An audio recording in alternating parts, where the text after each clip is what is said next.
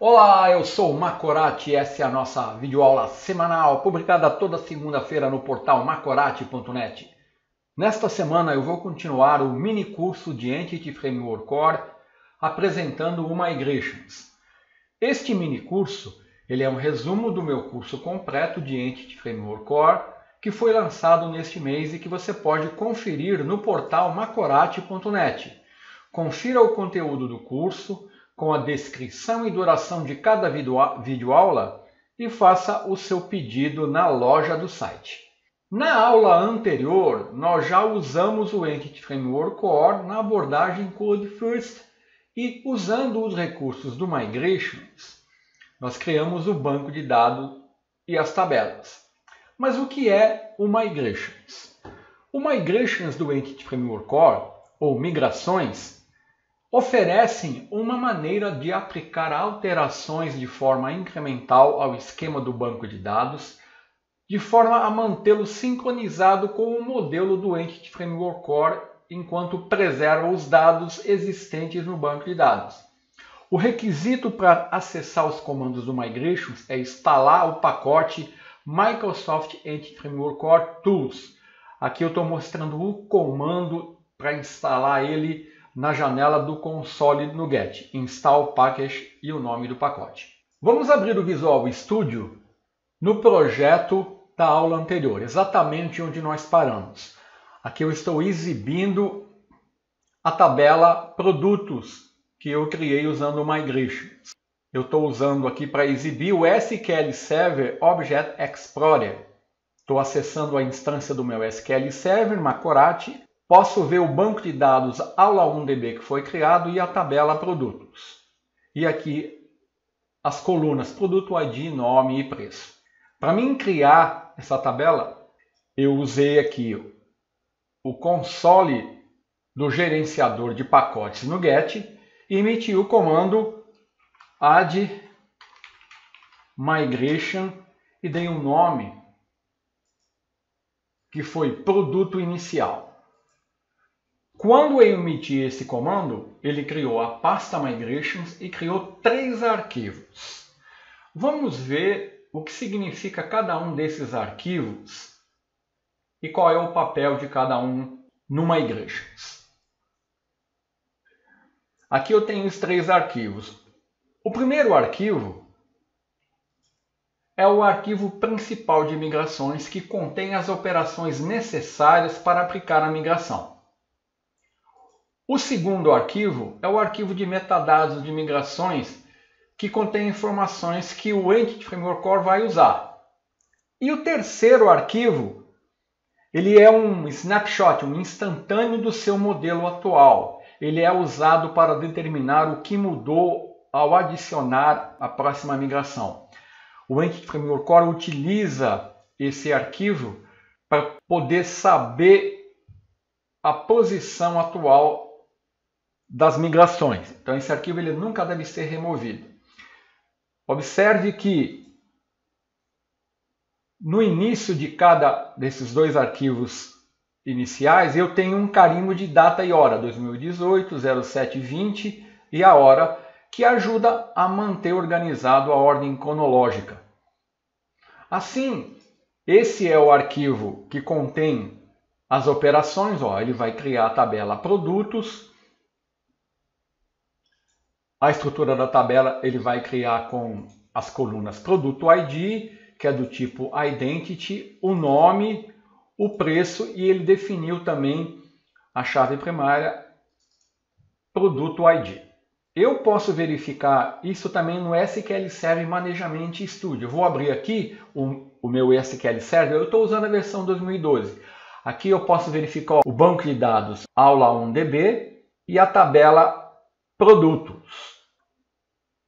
Além desse comando de migração, para mim efetivar isso, então o add migration me gerou o arquivo com o script. E para mim aplicar isso no banco de dados, eu dei um update database. Agora, além desses comandos, que são os comandos principais, eu posso também utilizar o comando remove migration, como eu fiz na aula anterior.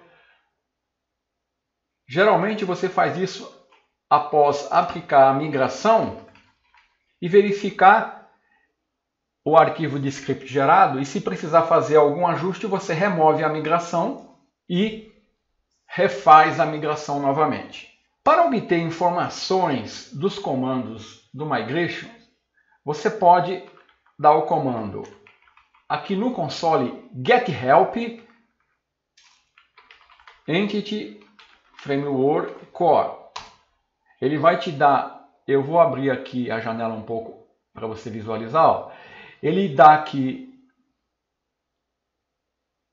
um resumo dos comandos, ó. Add migration, inclui uma nova migração. O drop, eu tenho esse comando drop database também. O get db context, obtém informação do contexto. O remove migration, que eu já falei. O scaffold db context, que faz o processo inverso do que nós estamos fazendo. Ele parte de um banco de dados que já existe, gera a classe de contexto e as entidades. E o script migration, que gera o script SQL da migração. E o update database, que aplica o script no banco de dados. Então esses comandos estão resumidos aqui. E o comando script migration, ele é um comando importante porque muitas vezes, dependendo do ambiente onde você está trabalhando, você não pode aplicar uma migração diretamente no banco de dados, porque você não tem acesso direto ao servidor, ao banco de dados SQL Server. Então, o comando script migration, ele vai gerar um arquivo contendo um script de migração. Vamos supor que você deu o comando add migration, ele gerou o arquivo com as operações que vão ser realizadas. Você verificou, está tudo correto, você quer aplicar, você quer dar o update database. Só que você não pode fazer isso, porque você não tem permissão para executar esse comando no SQL Server. Então você gera o script, leva lá para o DBA e ele executa. Então vamos ver qual vai ser o script gerado aqui para a nossa migração. Lembrando que quando eu estou na janela do console, eu tenho que estar certo de que o projeto que eu estou trabalhando, ele tem que estar aqui destacado em Default Project. Então eu vou dar um script migration e ele vai gerar um arquivo temporário. Olha aqui, ó. Olha aqui o script de migração que ele gerou. Ele vai criar uma tabela underline EF Migration History. Eu vou abrir aqui no SQL Server Management Studio. Olha aqui, ele criou essa tabela, está aqui. Depois ele vai criar a tabela produtos. E depois ele vai incluir aqui nessa tabela que ele criou uma versão de controle, um registro de controle de versionamento. Então é esse que nós temos gerado aqui no banco de dados, ó, duas tabelas. A tabela underline EF Migration History e DB Produtos. É esse comando de migração que faz isso. Então isso aqui você levaria para o DBA e ele executaria no SQL Server, quando você não tem o acesso ou a permissão necessária para fazer isso. Então é assim que funciona. Os comandos que eu vou mais utilizar durante o curso é o add migration, que adiciona uma nova migração, o update database e o remove migration, que vai remover a última migração. Mas eu posso também, por exemplo, se eu quiser obter informação do contexto, eu posso vir aqui, ó, eu tenho o get db context. Vamos aqui para a janela do gerenciador, eu vou dar o get db context para o meu contexto. Ele vai me dar lá, ó, a informação, eu vou aumentar aqui, ó, o provedor que eu estou usando, o nome do banco de dados, a instância do servidor e aqui options. Eu não usei essa opção quando eu configurei a string de conexão lá no método onConfigure. Então, abrindo aqui o SQL Server Management, eu vou exibir novamente a estrutura da tabela. Olha aqui, ó, produto ID, nome e preço. Então agora, vamos supor que eu preciso alterar o esquema da tabela produtos. Vamos supor que eu preciso incluir uma coluna com o nome estoque na tabela para armazenar o estoque do produto. Observe que a minha tabela, produtos, ela não tem essa coluna definida. E eu preciso incluir essa coluna na tabela. Como que eu vou fazer isso usando Migrations? É muito simples. Para fazer isso, quando você tem que alterar o esquema da tabela, usando o Migrations, para o exemplo, eu tenho que alterar a classe da entidade produto e incluir uma nova propriedade estoque e aplicar a migração novamente. Então eu vou pegar a minha classe produto, vou incluir uma propriedade estoque, vou dar um add migration, vou dar um nome aqui, incluir estoque, e vou dar um update database. Então voltando ao Visual Studio, a primeira coisa que eu vou fazer, vou aqui na minha classe program, em produto, e vou definir uma nova propriedade do tipo int, que eu vou chamar de estoque.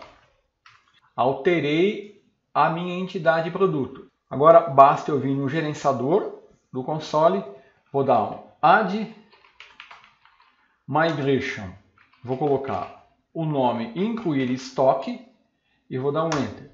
Ele vai me gerar uma nova migração. Observe que ele gerou um novo arquivo com o nome que eu dei, incluir estoque.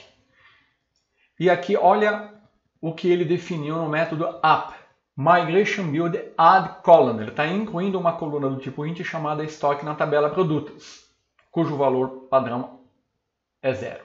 Então, isso posto, eu posso dar um update database e ele vai incluir na minha tabela produtos. Ó, ele já aplicou. Deixa eu ir no SQL Server Management Studio mesmo. Vou atualizar aqui a exibição das colunas e olha aqui ó, a coluna estoque. Vou mandar ele exibir agora a estrutura da tabela. Deixa eu fechar aqui para ele atualizar a exibição. Olha aqui, ó, estoque do tipo int. Então, eu posso fazer isso quantas vezes eu precisar fazer para incluir ou mesmo para remover alguma coluna da tabela usando o Migrations. E eu posso também, como eu mostrei já, se eu mandar ele exibir os dados, eu não tenho nenhuma informação na tabela, mas eu posso usar o Migrations para dar uma carga inicial de dados na tabela. E eu vou fazer isso usando aqui um código que eu vou colocar aqui na migração no método up e down. Então, na próxima semana, nós vamos voltar a esse assunto. Até lá!